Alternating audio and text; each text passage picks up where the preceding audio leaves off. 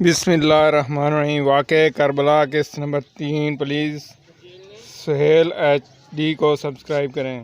اجتماعی طور پر معاویہ رضی اللہ عنہ کو صحیح مشورہ۔ اس کے بعد حضرت حسین رضی اللہ عنہ بن علی رضی اللہ عنہ اور عبداللہ بن زبیر وغیرہ خود جا کر حضرت معاویہ رضی اللہ عنہ سے ملے اور ان سے کہا کہ آپ کے لیے یہ کسی طور مناسب نہیں کہ آپ اپنے بیٹے یزید کے لیے بیعت پر اصرار کریں۔ ہم آپ کے سامنے 3 صورتیں رکھتے ہیں جو آپ کے پیشروؤں کی سنت ہے۔ نمبر 1، آپ وہ کام کریں جو رسول اللہ صلی اللہ علیہ وسلم نے کیا، آپ نے بعد کے لیے کسی کو متعین نہیں فرمایا بلکہ مسلمانوں کی رائے عامہ پر چھوڑ دیا۔ نمبر 2، یا وہ کام کریں جو ابو بکر رضی اللہ عنہ نے کیا کہ ایک ایسے شخص کا نام پیش کیا جو نہ ان کے خاندان کا ہے نہ ان کا کوئی قریبی رشتہ دار ہے، اور اس کی اہلیت پر بھی سب مسلمان متفق ہیں۔ نمبر 3، یا وہ صورت اختیار کریں جو حضرت عمر رضی اللہ عنہ نے کی کہ اپنے بعد کا معاملہ 6 آدمیوں پر دائر کر دیا۔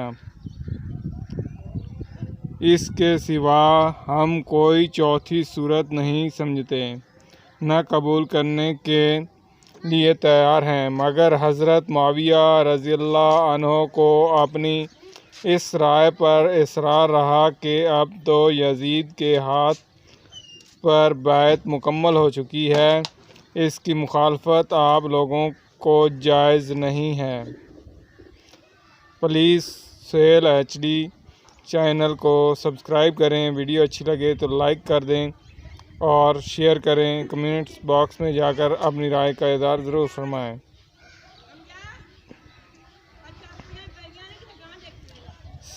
سادات اہل حجاز کا بیعت یزید سے انکار۔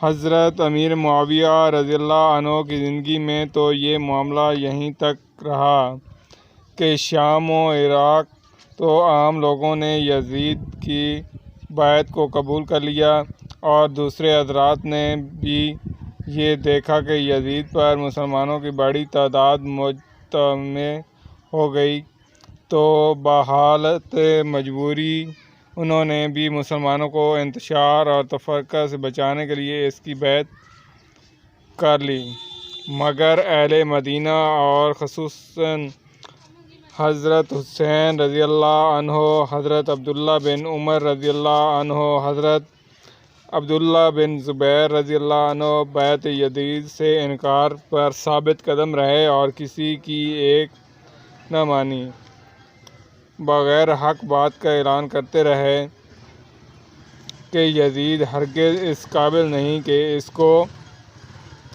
خلیفہ مسلمین بنایا جائے، یہاں تک کہ حضرت معاویہ رضی اللہ عنہ کی وفات ہو گئی۔ یزید بن معاویہ رضی اللہ عنہ نے ان کی جگہ لے لی۔ حضرت معاویہ رضی اللہ عنہ کی وفات اور وصیت۔ وفات سے پہلے حضرت معاویہ رضی اللہ عنہ نے یزید کو کچھ وصیتیں فرمائیں۔ ان میں ایک یہ بھی تھی کہ میرے اندازہ یہ ہے کہ اہل عراق حضرت حسین علیہ السلام کو تمہارے لیے مقابلے پر آمادہ کریں گے، اگر ایسا ہو اور مقابلے میں تم کامیاب ہو جاؤ تو ان سے درگزر کرنا اور ان کی قربت رسول اللہ صلی اللہ علیہ وسلم کا پورا احترام کرنا، ان کا سب مسلمانوں پر بڑا حق ہے۔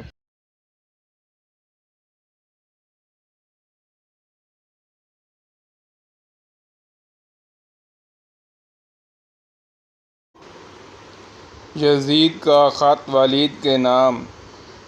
یزید نے تخت خلافت پر آتے ہی ولی مدینہ ولید بن عتبہ بن ابی سفیان کو خط لکھا کہ حضرت حسین رضی اللہ عنہ اور عبداللہ بن عمر رضی اللہ عنہ، عبداللہ بن زبیر رضی اللہ عنہ کو بیعت خلافت پر مجبور کرے اور ان کو اس معاملے میں مہلت نہ دے۔ ولید کے پاس جب یہ خط پہنچا تو فکر میں پڑ گئے کہ اس حکم کی تعمیل کس طرح کریں۔ مردان بن حکم جو ان سے پہلے ولی مدینہ رہ چکے تھے اس کو مشورے کے لیے بلایا۔ اس نے مشورہ دیا کہ ابھی تک حضرت امیر معاویہ رضی اللہ عنہ کی وفات کی خبر مدینہ میں شائع نہیں ہوئی، مناسب یہ ہے کہ ان لوگوں کو فوراً بلا لیا جائے، اگر وہ یزید کے لیے بیعت کر لیں تو مقصد حاصل اور ورنہ سب کو قتل کر دیا جائے۔ ولید نے اسی وقت عبداللہ بن زبیر بن عثمان کو حضرت حسین رضی اللہ عنہ اور عبداللہ بن زبیر رضی اللہ عنہ کے پاس بلانے کے لیے بھیجا۔ اس نے ان دونوں حضرات کو مسجد میں پایا اور امیر مدینہ ولید کا حکم پہنچا دیا۔ دونوں نے کہا تم جاؤ ہم آتے ہیں۔ اس کے جانے کے بعد حضرت عبداللہ بن زبیر رضی اللہ عنہ نے حضرت حسین رضی اللہ عنہ سے کہا کہ یہ وقت امیر کی مجلس کا نہیں ہے، اس وقت ہمیں بلانے میں کوئی خاص راز ہے۔ حضرت حسین رضی اللہ عنہ اپنی ذکاوت سے پوری بات سمجھ گئے تھے۔ فرمایا ایسا معلوم ہوتا ہے کہ معاویہ رضی اللہ عنہ کا انتقال ہو گیا ہے اور اب وہ چاہتے ہیں کہ لوگوں میں ان کے انتقال کی خبر مشہور ہونے سے پہلے وہ ہمیں یزید کی بیعت پر مجبور کریں۔ عبداللہ بن زبیر نے بھی ان کی رائے سے اتفاق کیا اور کہا کہ پھر اب کیا رائے ہے؟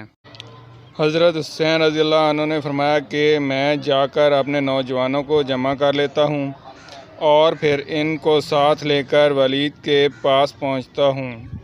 میں اندر جاؤں گا اور نوجوانوں کو دروازے پر چھوڑ جاؤں گا کہ کوئی ضرورت پڑے تو میں ان کی امداد حاصل کر سکوں۔ اس قرارداد کے مطابق حضرت حسین رضی اللہ عنہ ولید کے پاس پہنچے۔ وہاں مردان بھی موجود تھا۔ حضرت حسین رضی اللہ عنہ نے سلام کے بعد اول تو ولید اور مردان کو نصیحت کی کہ تم دونوں میں پہلے کشیدگی تھی، اب میں آپ دونوں کو مجھ میں دیکھ کر خوش ہوں، اور دعا کی کہ اللہ تعالیٰ آپ دونوں کی تعلقات خوشگوار رکھے۔ اس کے بعد ولید نے یزید کا خط حسین رضی اللہ عنہ کے سامنے رکھ دیا جس میں حضرت معاویہ رضی اللہ عنہ کی وفات کی خبر اپنے بیعت کا تقاضا تھا۔ حضرت حسین رضی اللہ عنہ نے معاویہ رضی اللہ عنہ کی وفات پر اظہار غم و افسوس کیا اور بیعت کے متعلق یہ فرمایا کہ میرے جیسے آدمی کے لیے یہ مناسب نہیں کہ خلوت میں پوشیدہ طور پر بیعت کر لوں، مناسب یہ ہے کہ آپ سب کو جمع کریں اور بیعت خلافت کا معاملہ سب کے سامنے رکھیں۔ اس وقت میں حاضر ہوں گا، جو کچھ ہوگا سب کے سامنے ہو جائے گا۔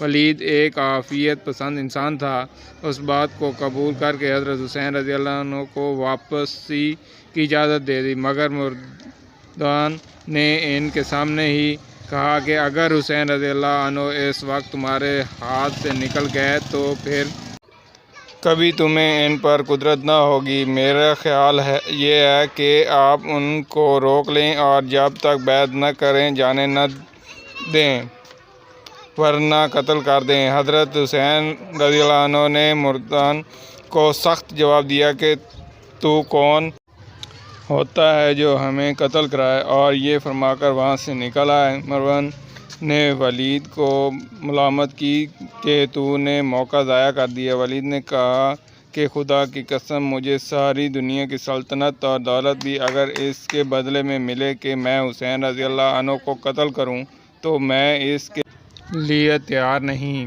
قیامت کے روز حسین کے خون کا مطالبہ جس کی گردن پر ہو وہ نجات نہیں پا سکتا۔